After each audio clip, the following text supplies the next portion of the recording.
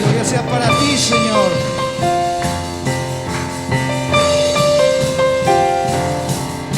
Y pueblos todos vestidos de gloria, subid al monte y oíd su voz. Sobre Sión se levantó y en una cruz el Salvador. Sol de justicia, sol de justicia. Cantamos. Y pueblos todos vestidos de gloria, subid al monte y oíd su voz. Sobre Sión se levantó y en una cruz el Salvador. Sol de justicia, sol de justicia.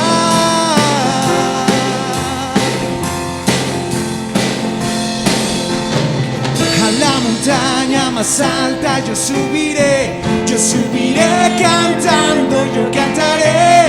Cántale que se escuche su voz, yo cantaré. A la montaña más alta yo subiré danzando, yo danzaré. Dánzale, levante sus pies, yo danzaré.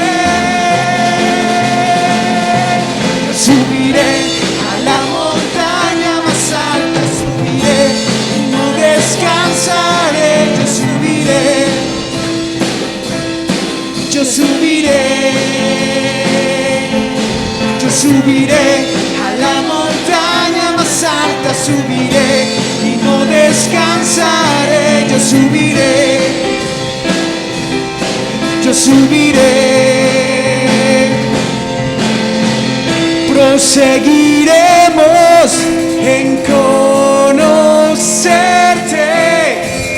te proclamaremos como el alba al amanecer. Proseguiremos en conocerte, te proclamaremos como el alba al amanecer. Una vez más, vamos a darle toda la gloria y toda la honra a nuestro Señor. Amén. Porque a eso hemos venido. Vamos a danzarle, porque en medio de la alabanza somos libres. Se quitan enfermedades, se quitan Amén. Maldiciones, se quita pobreza, todo porque tenemos a nuestro Señor, a nuestro Padre, a nuestro proveedor, a nuestro sanador. ¿Cuántos dicen amén? Amén. Yo subiré a la montaña más alta, subiré y no descansaré.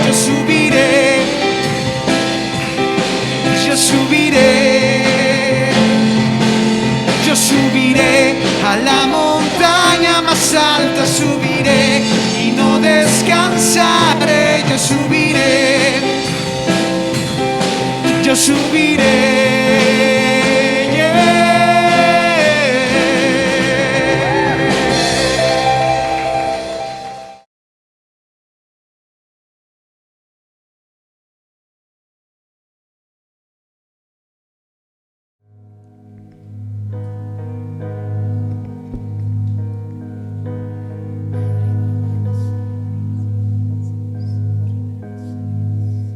Si nuestra confianza no está en Él, todo es inseguro.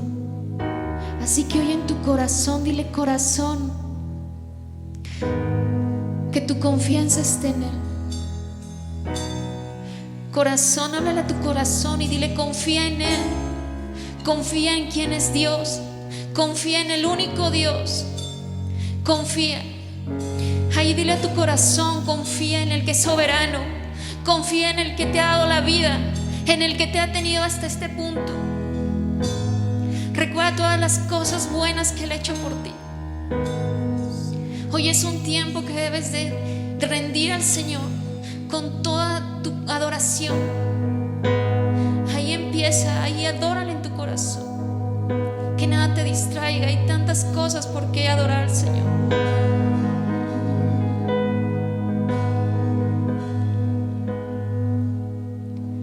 No sé lo que viste en mí para amarme tanto así, tanta paciencia, tanta misericordia, me hiciste deseable para ti.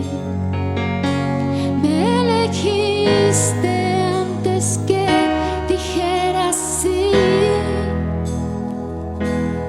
Tanta gracia yo no puedo resistir. Me llamaste por mi nombre, me compraste con tu sangre, me hiciste deseable para ti.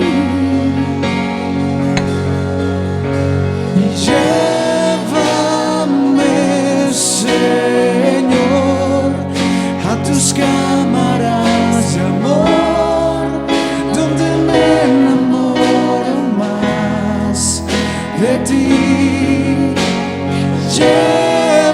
Llévame, Señor, dentro de tu corazón, donde encuentro mi lugar. En ti, la, la, la, la, la, la,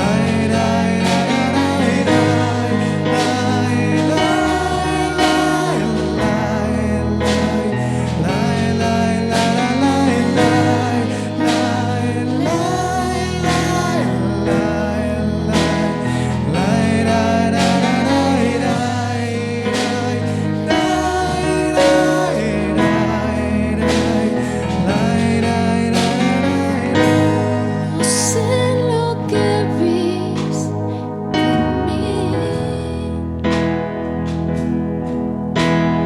para amarme tanto así,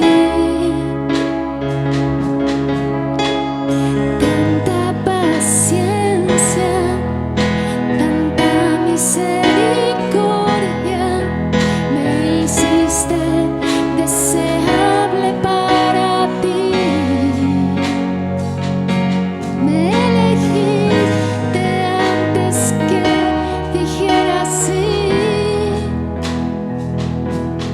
Tanta gracia yo no puedo resistir. Me llamaste por mi nombre, me compraste con tu sangre y me hiciste deseable para ti. y llévame, Señor, a tus cámaras de amor, donde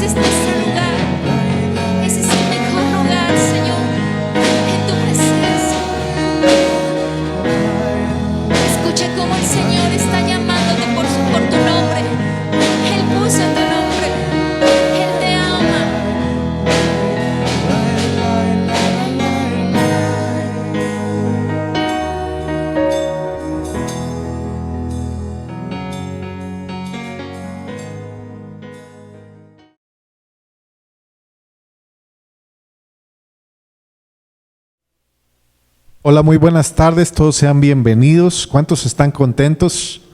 Amén. Dale un saludo a 2 o 3 personas, dile qué bueno que estás aquí, qué bueno que el Señor te trajo a este lugar. En nombre de Jesús. Gracias a Dios por la vida de cada uno de ustedes, gracias a Dios. ¿Cuántos le dan gloria a Dios por los chavos de la alabanza? ¿Por qué no se ponen un momento de pie los chicos de la alabanza y le damos un aplauso a Dios por la vida de los chicos? También Luis Fernando también. Gracias por su apoyo, chicos. Gracias por su servicio. Gracias por su dedicación. Dios los bendice. Muy bien, pues hoy estamos muy contentos, ¿verdad? Sabemos que tenemos un Dios de milagros. ¿Cuántos tienen un Dios de milagros? Amén.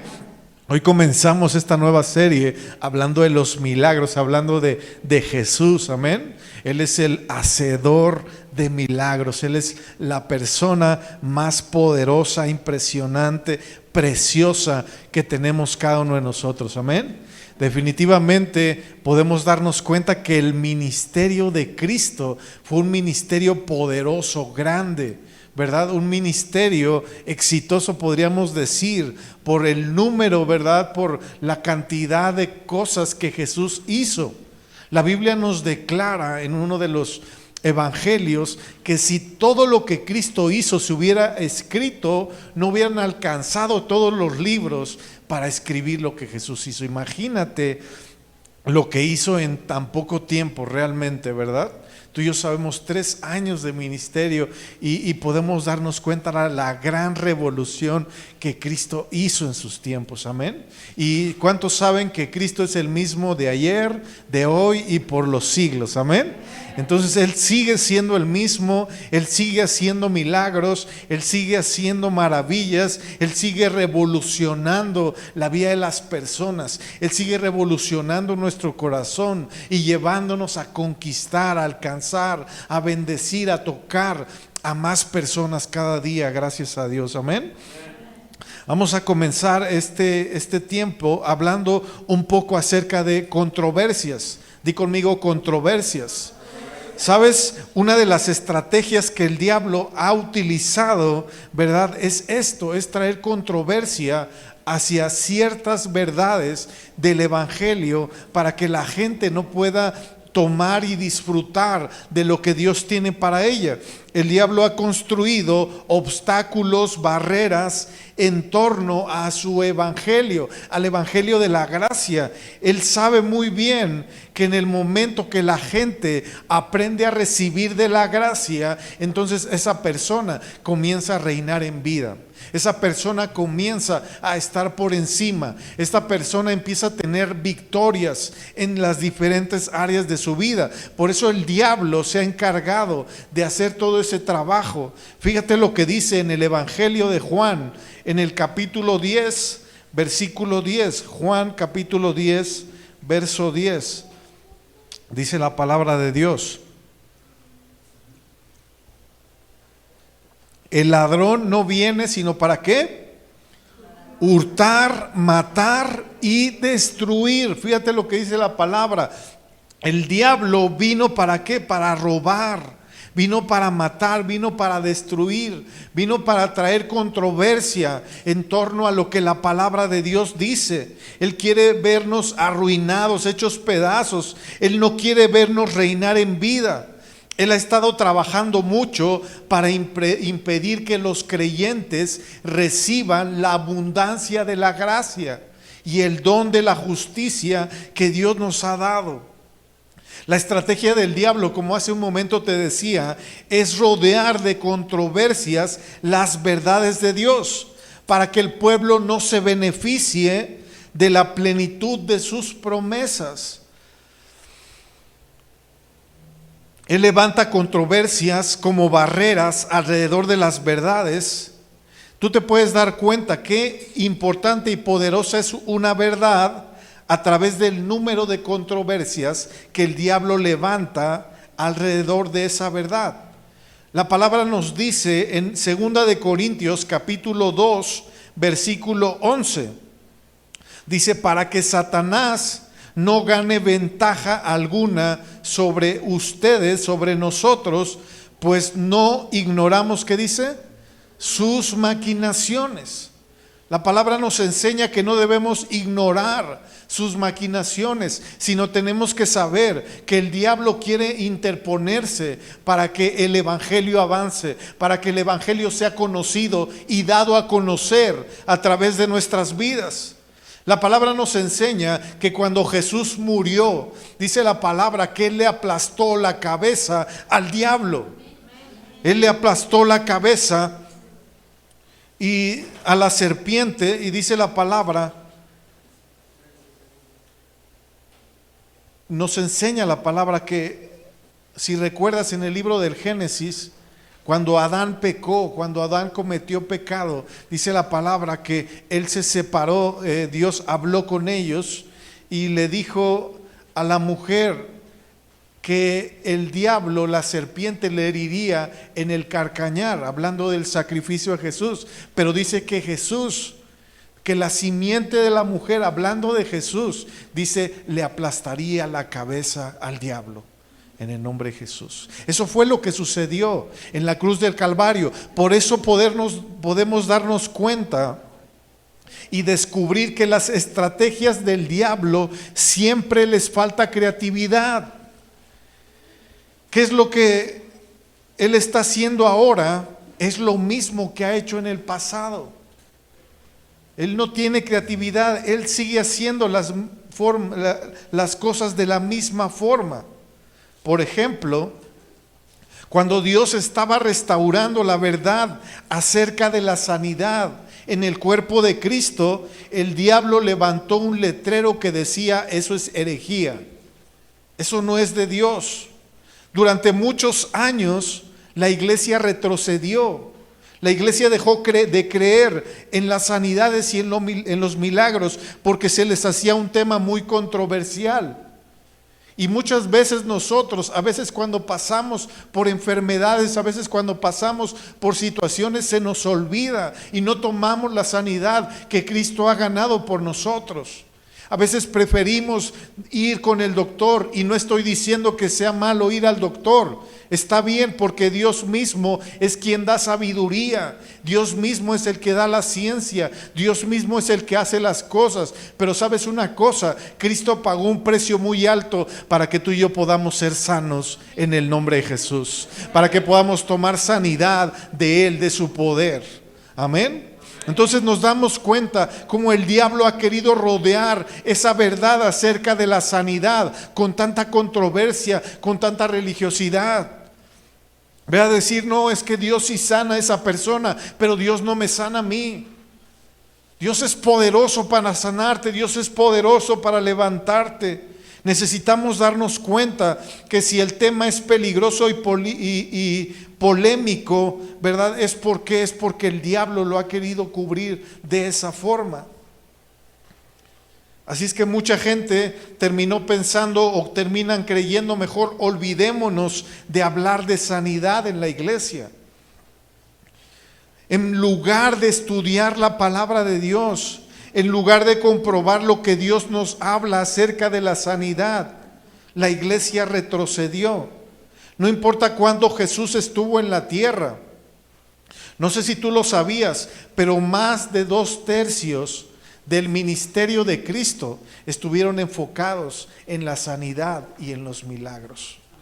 Es impresionante, pero la palabra nos enseña que la gente que venía a Jesús, ¿qué crees que le pasaba? Era sanada. En Lucas capítulo 6, versículo 19, fíjate lo que dice esta palabra poderosa. Dice: y toda la gente procuraba ¿qué? Tocarle, porque poder salía de él. ¿Y sanaba a quién? A algunos, no a sus consentidos, a los que le caen bien, a los que sí hacen las cosas correctamente. No es que a mí Dios me está castigando. No, es que la verdad yo sí sé que me he portado mal, por eso estoy enfermo. ¿No? Yo sé que por eso a mí Dios no me sana. ¿Sabes? El diablo se ha encargado de hacerte creer esas mentiras. Aquí dice la palabra que los que salían, los que venían a Jesús, eran sanados. ¿Cuántos? Todos. ¿Cuántos? Todos, ¿verdad? Entonces tú y yo podemos darnos cuenta que es impresionante lo que sucedía. Todos los enfermos, todos los cojos, todos los ciegos acudían a Jesús, y lo que sucedía es que el poder de Jesús se liberaba de forma poderosa cuando todos los que le tocaban eran sanados. Yo me imagino lo que ocurrió después de que esta mujer, ¿se acuerdan de esa mujer que tuvo flujo de sangre durante 12 años? Dice la palabra que ella escuchó hablar de Jesús. Y dice que ella empezó a decir, empezó a tener una idea en su mente, empezó a entender: si yo tan solo toco el borde del manto de Jesús, seré sana. Y ahí iba en el camino, sabía hacia dónde iba Jesús, lo empezó a seguir y iba pensando: si tan solo tocare a Jesús, si tan solo toco el borde de su manto, dice, seré sana. Y dice la palabra que de repente venían Jesús con sus discípulos y una gran multitud. Y dice que lo que sucedió es que esta mujer se acercó y tocó el manto de Jesús. Y Jesús de repente dice: alguien me tocó. Los discípulos estaban sacados de onda, decían: ¿cómo dices que alguien te tocó, que no te das cuenta que vienes en medio de una multitud? ¿Y cómo puedes decir que alguien te tocó? Dice: no, es que yo sé que alguien me tocó porque poder salió de mí. Jesús se dio cuenta que de él había salido poder y que por eso una mujer le había tocado con fe. Yo me imagino qué sucedió cuando alguien escuchó, o cuando esta mujer le platicó su testimonio a los demás y les dijo: Jesús, toqué su manto y él me sanó. ¿Sabes qué sucedió? La Biblia dice que la gente se le echaba encima a Jesús. Querían echársele encima porque sabían que si tocaban su manto eran sanados. Era impresionante. Jesús les tenía que decir a los discípulos: prepárenme la barca, prepárenme el coche, ténganlo listo, porque si no se me van a echar encima y me van a aplastar.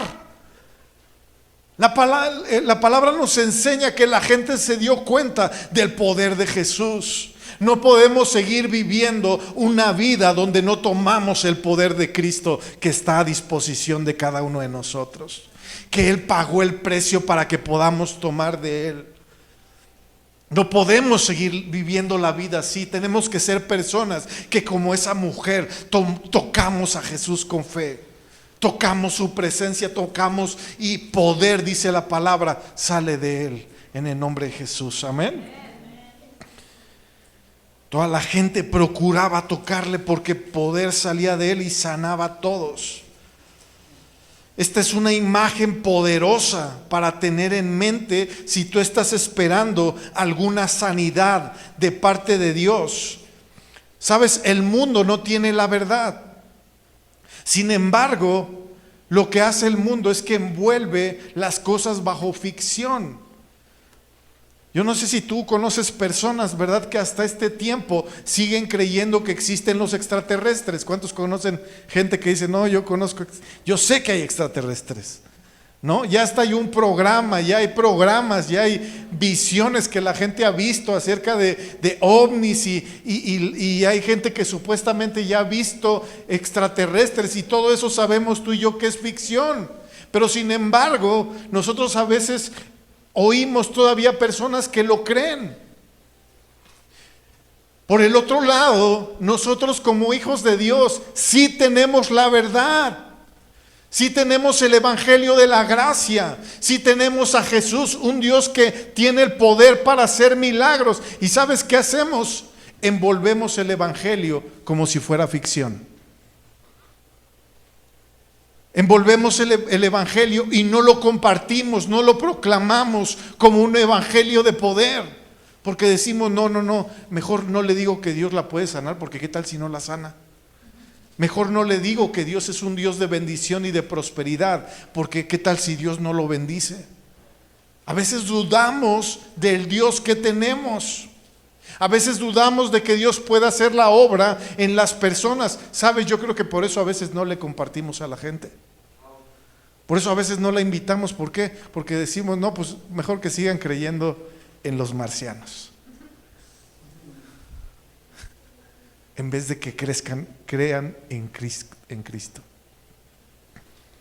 Es importante que cada uno de nosotros podamos darnos cuenta del Dios poderoso, amoroso e impresionante que tenemos, que nos ama, que nos bendice. ¿Cuántos han recibido sanidad de parte de Jesús? ¿Cuántos han recibido bendición? ¿Verdad? Lo hemos visto. Tenemos que proclamarlo como una verdad, ¿verdad? Jesús, como te decía, parte de la mayor parte de su ministerio tuvo que ver con sanidades. No podemos esconder esa verdad. Necesitamos proclamarlo. Necesitamos hablar acerca de la verdad del Evangelio de Jesús con osadía. Solo la verdad de la gracia y el poder de Jesús tienen la unción de liberar a la gente. Otro ejemplo es cuando Dios estaba restaurando la verdad acerca de la prosperidad. Lo mismo, el diablo hizo lo mismo. Puso un letrero en donde la gente empezó a poner y a ver que el evangelio de la prosperidad era una herejía, no era del diablo.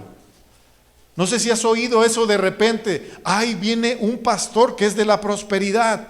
No lo escuches, porque no viene de Dios. Sabes, de una vez te voy a decir, no existe el evangelio de la prosperidad. Pero sí existe un evangelio de la gracia que bendice, prospera y sana a todos los que siguen a Cristo Jesús. Amén. Dale un aplauso a Cristo.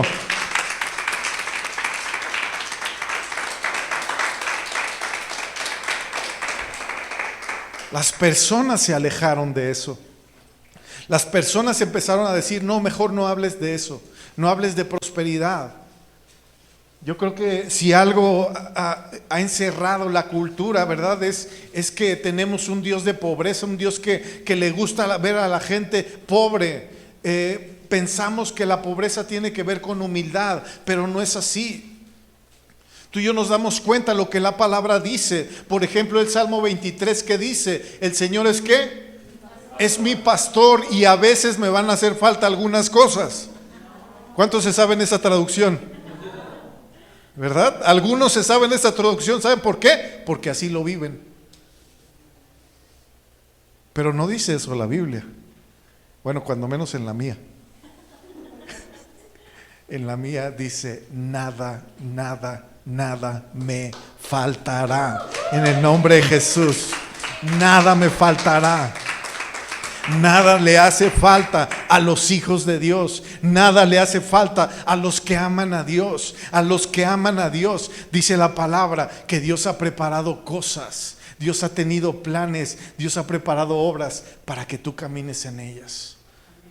Dios tiene trabajos, negocios, bendiciones. Dios tiene añadidura. Dios tiene oportunidades. Dios tiene puertas para cada uno de nosotros. Pero no queremos hablarlos a los demás. No queremos expresarles el Dios que tenemos. No queremos expresar que tenemos un Dios que te puede bendecir, que te puede sacar del hoyo, de la desesperación, de la pobreza, de la tristeza, de la amargura. Tenemos a ese Dios. La palabra nos dice en 2 de Corintios, en el capítulo 8, versículo 9, una verdad poderosísima. Dice, porque ya conocen la gracia de nuestro Señor Jesucristo, que por amor a ustedes se hizo pobre siendo rico, para que ustedes con su pobreza fueran enriquecidos. La palabra nos enseña que Él se hizo pobre para que tú y yo pudiéramos ser prosperados, para que tú y yo tuviéramos bendición. ¿O acaso tú quieres que tus hijos vivan una vida de miseria, enfermedad y pobreza? ¿Cuántos quieren eso para sus hijos? ¿Cuántos se levantan todos los días? Ay, ojalá y mi hijo ande mendigando en la calle. Ay, ojalá a mi hijo le vaya mal. Ojalá y se enferme para que se dé cuenta lo que cuesta vivir en esta vida. ¿Cuántos quieren eso para sus hijos? Ahora, la Biblia nos enseña en el Evangelio de Juan que si nosotros siendo malos le damos buenas dádivas a nuestros hijos, cuánto más nuestro Padre Celestial nos dará, wow, No sé si esto te pone contento, pero dice nos dará. Nos dará. Tenemos un Dios dador, un Dios que nos enseñó. De tal manera amó Dios al mundo que nos dio. Él nos enseña a ser personas que recibimos, pero también personas que damos. Tenemos un Dios que da en abundancia. No sé si lo sabías, pero el cielo está hecho, las calles del cielo están hechas de oro puro. No están chapadas de oro, son hechas de oro puro. ¿Tú crees que un Dios que tiene tanta riqueza te va a dar escasamente?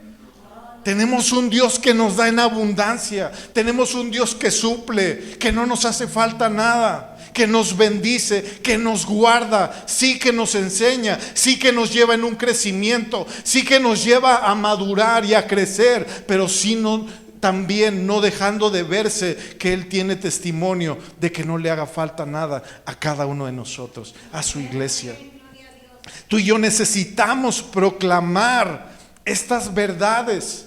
Necesitamos ver el reino de Dios restaurándose en este tiempo, estas verdades siendo una realidad en la vida de las personas.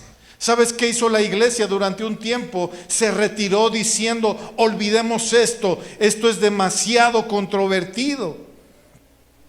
Esto es demasiado. ¿Sabes, amigo, amiga? No existe algo llamado el evangelio de la prosperidad. Tan solo hay un evangelio en la Biblia y es el evangelio de Jesucristo. Sin embargo, cuando crees en el evangelio de Jesús, que está basado por completo en su gracia, dará como resultado salud, prosperidad. De hecho, el evangelio de Jesucristo nos lleva a bendiciones, a éxito, a sanidad, a restauración, a protección, avances económicos, seguridad, paz, plenitud y muchas cosas más en el Señor. Amén. Dios no te bendice porque eres bueno. ¿Sabes por qué Dios te bendice? Porque Él es bueno. Wow. Definitivamente necesitamos entender que si Dios hace las cosas es porque Él nos ama. Él lo hace porque Él es bueno, no porque nosotros seamos perfectos. Él sabe que entre tú y yo más recibamos su gracia, su verdad, entonces nuestra vida está siendo transformada, está siendo renovada, está siendo llevada a otro nivel, está siendo llevada a una madurez y a un crecimiento. Por eso Dios quiere que podamos ser constantes. Di conmigo, constantes. Dios quiere que aprendamos a ser una iglesia constante en Él. Que si empezamos algo, lo terminamos. Que si nos congregamos, lo hagamos con constancia. La palabra dice que más en los últimos tiempos debemos animar e instar a los demás para que se congreguen. Que no se malacostumbren. ¿Por qué? Porque vienen tiempos difíciles. Vienen tiempos últimos donde tú y yo necesitamos estar tomados de la mano de Dios. Necesitamos el consejo, necesitamos la sabiduría, necesitamos el entendimiento de lo que Dios tiene. La palabra nos enseña que tinieblas van a cubrir la tierra, pero también nos dice que sobre los hijos de Dios será vista la luz del Señor, en el nombre de Jesús. Entonces tú y yo necesitamos estar bien preparados, necesitamos estar bien fortalecidos, bien nutridos en nuestro hombre interior. En nuestra vida espiritual necesitamos tener una nutrición correcta. ¿Sabes? La ley es un favor merecido. ¿Por qué? Si obedecen los mandamientos a la perfección, entonces eres bendecido. Sin embargo, la gracia es un regalo inmerecido. Jesús obedeció a Dios a la perfección y tú eres bendecido simplemente por creer en Él, por creer en su obra. La gracia no es una asignatura. La gracia es el evangelio, son las buenas noticias. La palabra evangelio significa buenas nuevas, buenas noticias. La gracia no es una teología, no es algo que se debería de estudiar en un instituto teológico, no es una asignatura, no es una doctrina, ¿verdad? La gracia es una persona y la gracia se llama Jesús, ¿verdad? La gracia es Jesús mismo. Esa es la razón por la que el Señor quiere que tú y yo recibamos la abundancia de la gracia, porque al tener esa abundancia de la gracia es tener la abundancia de Jesús, es tenerlo cada vez más a Él. Fíjate cómo dice en el Evangelio de Juan, capítulo 1, versículo 17. Dice así: pues la ley por medio de Moisés fue dada, pero la gracia y la verdad vinieron ¿por medio de quién? Por medio de Jesucristo. Podemos darnos cuenta que nos enseña la palabra que la ley fue dada como algo separado, como algo lejano.